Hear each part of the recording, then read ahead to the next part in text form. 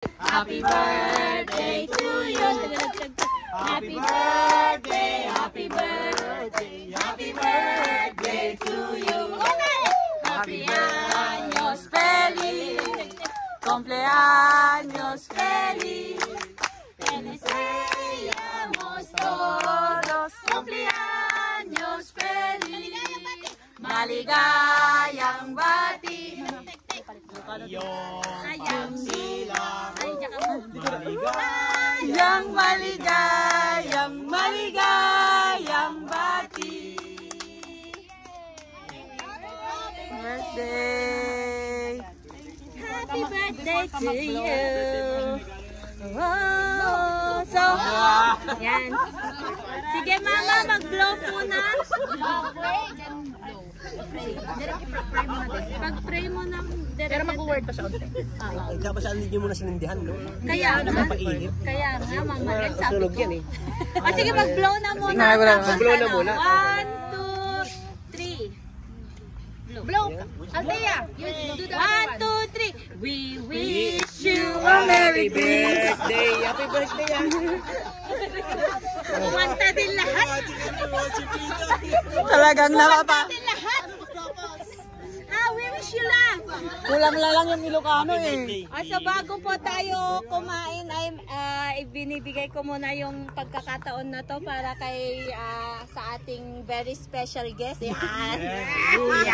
Mula sa coach ng asawa. Mula sa coach ng asawa po ni Sister Arlene. Yan. Coach Edronel Pasok. Ano ba ng introduction? Hindi na, mabilis lang. Tall, dark, and sound. Magandang hapon sa ating lahat. So mag-share lang ako ng mabilis, mga 25 minutes lang para makakain na tayo. Yan, mag-share lang ako mabilis and salamat sa pagkakataon dahil na-invite kami na biglaan. Ewan ko kung sabit ang tawag sa amin. Nakasalubong namin si Sis Arlido sa may pinto. Sama daw kami. Kaya nakasama kami na. And salamat sa Panginoon dahil sabi ko nga ngayon ang kagandahan sa grupo na nabubuo na ito, hindi lang ito grupo ng magkakaibigan lang kundi magkakapatid sa pananampalataya dahil mas nagiging priority natin ngayon na before we eat nakakarinig tayo ng salita ng Panginoon. Although galing tayo sa gawain ng Panginoon dun sa ating iglesia, pero ngayon mapapalakas tayo ng salita ng Panginoon dahil hindi lang physical ang ating pinapalakas kundi ang ating spiritual na buhay. Gusto ko lang i-share sa atin ngayong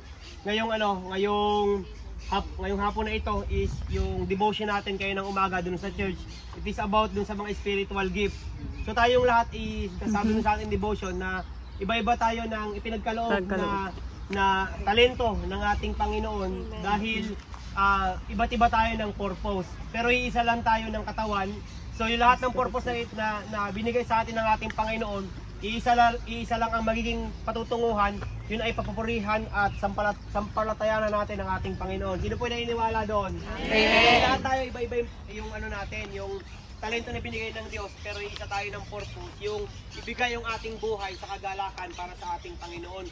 And ito yung nakikita natin ngayon na kung hindi tayo nagkakaisa, hindi tayo pupunta doon sa karawan ng inyong cell member ba kasama sa rin o hindi nyo kabilang sa kapamilya dito sa Madrid. So salamat sa buhay din ni Brother Arlene dahil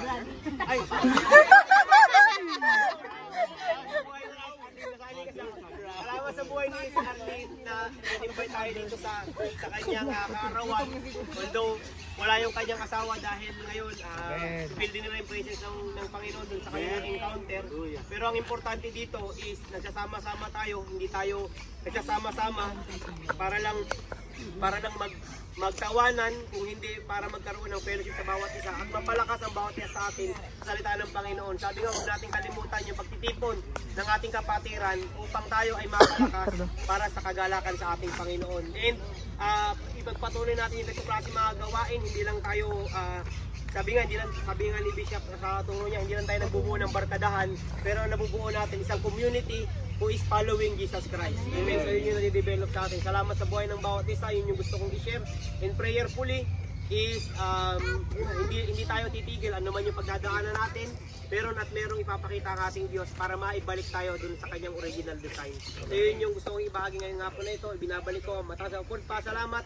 Yes, mighty name we pray. Amen. Natawagan ko po si Mama Len na Before po tayo kumain, let us pray. So tayo po ay yumuko, tayo manalangin.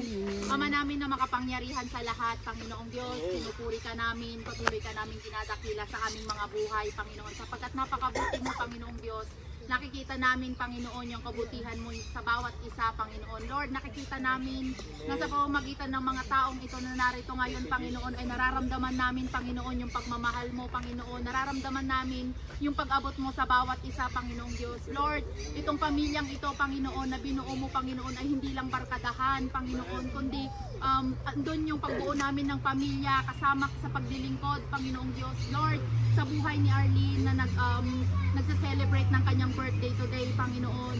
Lord, dalangin namin, nakikita mo yung puso niya, Panginoon, sa paglilingkod sa iyo. Nakikita mo, Panginoon, yung desire niya, Panginoon, na matuto na sa mga salita mo. Nakikita mo, Panginoon, yung desire niya na gusto niyang maaka yung pamilya niya, Panginoon, sa paglilingkod sa iyo, Panginoong Diyos. Lord, dalangin ko sa buhay na ito, Panginoon, ni Arlene, Panginoong Diyos, kung gaano mo siya pinagpala for the past few years, Panginoong Diyos, we declare, Panginoon, na mas lalo mo pa siyang pagpalain.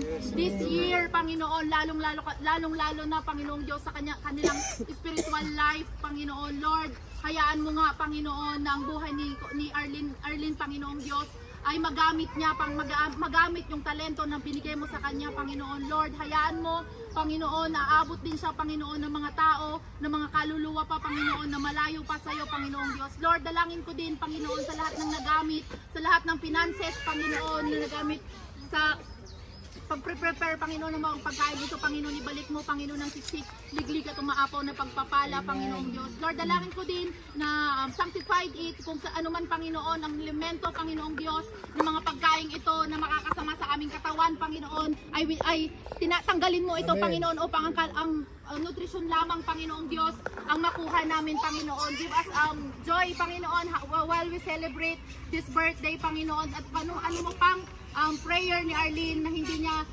nabibigkas, Panginoong Diyos, at kayo lang nakakaalam, Lord, grant it. Let your will be done, Panginoon, sa kanyang buhay, Panginoong Diyos. Lord, maraming salamat po. Give us joy, Panginoon, while we're eating, Panginoon. Lord, pinupuri ka na namin. In the mighty name of Jesus we pray. Amen.